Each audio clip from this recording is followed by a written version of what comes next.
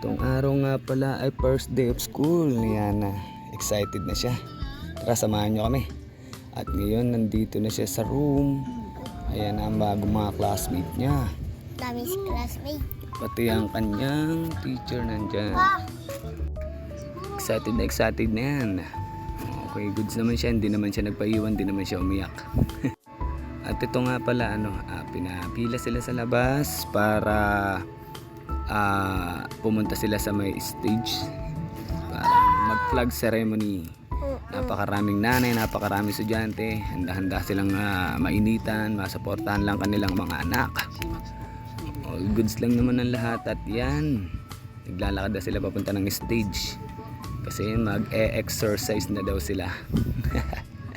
At ito nga pala ang exercise nila. Hindi ko na na-videohan yung iba, kaya yun, kasi pinaupo na kami sa gilid.